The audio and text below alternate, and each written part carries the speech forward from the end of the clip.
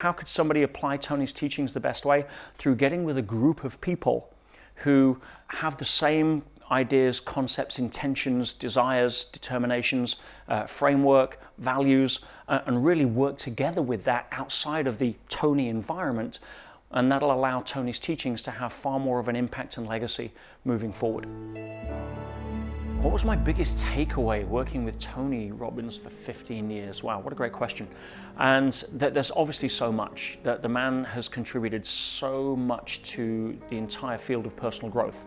He's essentially the godfather of the entire coaching industry. I think he was the first person to coin the term, because he didn't want to be a mentor. He didn't want to be, just a sort of sidekick. He wanted to be a coach, somebody that would help you become the best version of yourself. And I think he's contributed in many ways to that. But some of the best things that I learned, I think having a framework for understanding why we do what we do under the context of the 6 human needs. I think that was one of the greatest tools that I learned from Tony. And really then just mastering the refinement of that. Because there's only so many patterns. In fact, it was one of the most powerful things he actually ever said to me, was that if you want to get good at working with people and making a difference, get good at spotting patterns, because there's only so many of them. And I took that to heart. And so you'd be amazed that what people do follows only a fixed number of specific strategies and patterns. And once you start to identify them, you see the commonalities. It kind of makes sense, because we're creatures of habit, and we get conditioned. An external environment is pretty much identical for everybody in modern society, give or take.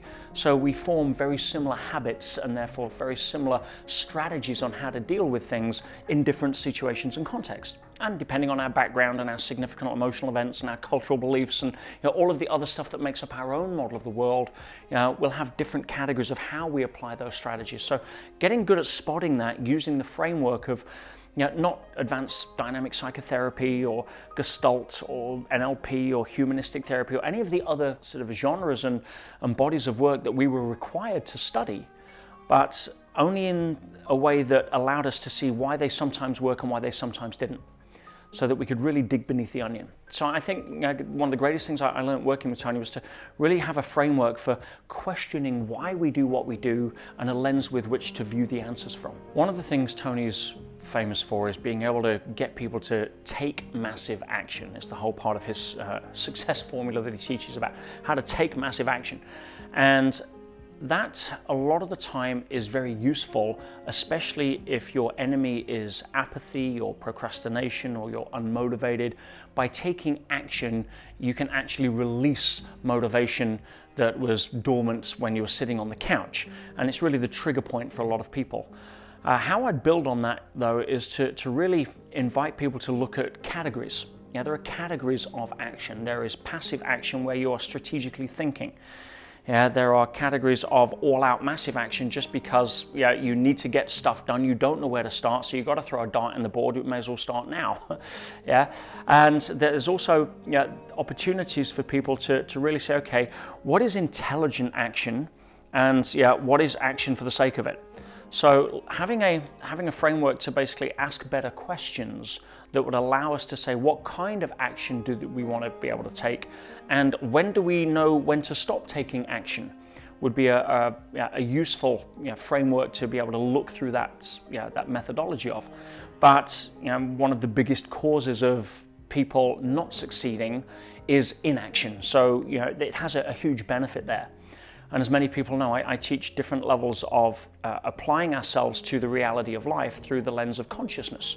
And I chunk that into the sort of to me level of mentality, where you're a victim mode, everything happens to me. It's kind of one of withdrawal, one of justification, why you shouldn't participate in the game of life because it keeps beating you up. And for a lot of people, it's just really an exit trap door to stop them from having to embrace courage, to be able to move forward and take action in spite or in light of their fears. Then we have the buy me mode. This is where the whole sort of Tony focus really is. Tony's world is far more focused on getting people out of to me and into by me. If something's going to happen, it's going to happen by me. And that has, again, a huge place. There's no right or wrong here. There's no, what's better, a small tree or a large tree? It's a 5-year-old or a 15-year-old. Well, no, they're just at different levels of their own journey of potential. So for the whole all-out massive action side, it's geared more towards the by me. I tend to work in through me. Through Me is for people that don't need to be motivated. We've played that game. I don't need to be screamed at to be told to get off my backside. It's where you start to work with the unifying laws of nature, of life, where you're not forcing anything. Popular psychology calls it the art of allowing. Now, the art of allowing is usually used by people in To Me as justification as to why they don't need to act. That's a whole different category. That's just lying to yourself.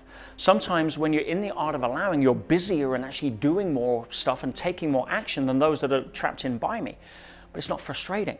It's joyous work. You're working in collaboration with the unseen side of life rather than just the known side of life. If I was to put it in movie terms, By Me is about trying to fix, adjust, control, and sort of manipulate the set in the scene that you're in. In Through Me, you're working with the people behind the scenes, the set directors, the script writers, the producers, and you're essentially just acting as effortlessly and as professionally as you can in each scene, but the how becomes far less of your business. Whereas in By Me, if you're not working with script writers and set designers, you've got to figure it out yourself. And that may sound esoteric to somebody in By Me and somewhat alien to people in To Me, but you talk to people that live at that level, someone like Joe Dispenza, who's teaches a lot of that work now at a very high scientific level, then you really start to understand that there is another way that's less exhausting, doesn't need people screaming at you, doesn't need to motivate yourself all the time. And that's really where I would encourage people to build on what Tony's doing by really looking at it rather than an absolute black and white lens, but look at it through the lens of where do I fit in on that? There's times where I like going back to By Me. It's great. As an entrepreneur, I spent most of my 20s in there wrestling with reality, and I only really tended to give up when I realized it kept winning. So, for me, living in Through Me is just far more effortless. It's far more joyous. You roll with the punches, you sail with the bends in the river of life. You don't try to control the current. You work more on positioning yourself better in the current. And that's a part of the market that I don't think Tony serves or is looking to serve, nor should he. The challenge is that you spend a lot of your time in By Me, you get burnt out. And it's such a shame to see. I mean, we see this with so many examples. David Goggins, great example. Someone who is the epitome of By Me in the physical at the extreme level. I mean, who runs 100 miles on broken legs? I mean, it's like, the guy is a absolute freak of will, determination, and absolute relentlessness and refusal to quit. And that has its place. But if you run a car permanently on the red line, you're going to burn out. And unfortunately, Tony's had a lot of health challenges even this last 12 months. He's getting grayer, he's looking older. He did his last seminar in a wheelchair. It's all about living life at maximum level. Now, again, nothing wrong with that. It's served the market he's at, but I would love Tony, for the sake of who he is and the gifts that he still has to give, to probably back off a little and start living life a little more through me, which I know he does in many respects, but his teaching style and his teaching audience has always been geared around the whole, get out there, make it happen, find a way, bust through it, your absolute archetypical By Me level of living. My favorite quote from Tony Robbins, there's so many, but it would have to be, and I widely quote Tony for this, and it was really the language that spoke to me most as an entrepreneur, and that is that the quality of your life is in direct proportion to the amount of uncertainty you can comfortably live with. And of course, the key word I picked up on there was comfortably. Why? Because we all live with uncertainty. We don't get the chance to live a life where there's total certainty, nor should we. Now, if you know all of the answers to the exam questions, you're in the wrong class. So there has to be a level of uncertainty that shows up in life. And I think the genius in that quote, where people have to get to a point of accepting that life is uncertain and being able to be more comfortable with that, because it is what it is, it becomes an adventure rather than a fear. It becomes something to take on and dance with rather than something to avoid or hide from. And that's really one of my favorite quotes, I think, of the thousands that I've heard Tony give. The best way for people to apply Tony's teachings, let's come back to basics. The best way to apply anything is to take action.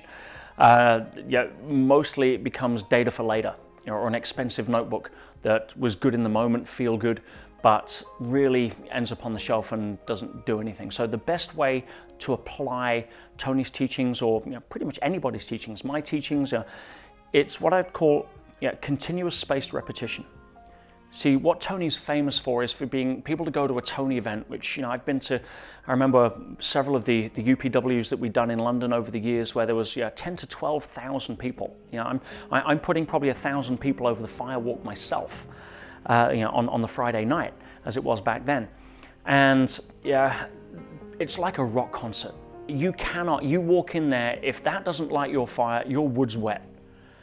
So all people leave UPW or Unleash the Power Within on a high, 11 out of 10. But of course that fades off unless you have some level of continuous spaced repetition, ideally on a weekly basis, and be able to create a peer group. And this is one of the biggest challenges I had with Tony's work, was that, and this was common knowledge, that the peer group of trainers, of which I was very honored and humbled to be a part of, there was probably about 50 or 60 of us at the time that I was most active in Tony's organization. We were an absolute powerhouse of talent. We were an incredible group of people. There wouldn't be anything that I would not ask a trainer to do and not have instant certainty that it would get done. You could parachute us into a war zone and give us a task and it would get done. And quite often that several trainers would go, a good friend of mine, Fraser, he, when there was a disaster, for example, the tsunami in, I think, 2004, and over in Thailand and Sri Lanka, and he immediately just went in there as an aid worker and took charge and took a group of people and started making a difference. That's what you'd expect. We work with drug addicts, suicides, abuse cases, trauma, rape cases, anything that would show up as extreme in those seminars that we would need to be able to deal with absolute certainty, and in a way that was far more effective than somebody spending an hour a week in therapy for the last 5 years. Whether it was the dynamic psychotherapy model, the younger model. No, we need to get results fast because these people are out of the door in 3 days. So that's how we were trained, and that's what we did. And to be able to not have the benefit of that peer group, we'd get together several times a year as a trainer body, but outside of that, we weren't really in touch. Outside of that, we weren't really supporting each other, and it was such a shame. It was that you had all of that talent sort of leave, and it's the same for the participants. When they leave, what peer group do they have to go back to?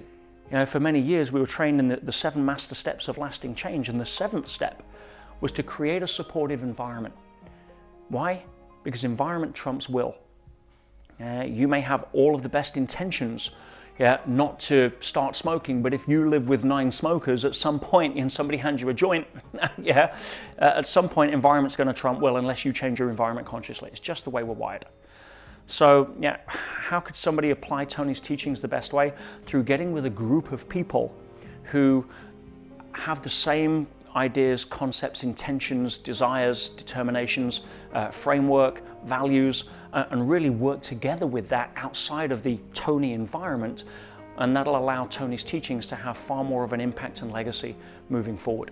Hey, Peter here, hope you enjoyed that video, but remember, knowing and not doing is the same as not knowing. It's not about being passively entertained, it's about applying what you've learned in your life to make a difference. If you enjoyed that, please subscribe, hit the bell button to be notified, and leave me a comment below, let me know what you think. And if you really want to make a difference, hit the share button and share this with somebody you care about. Let's see if we can make the world a little better place.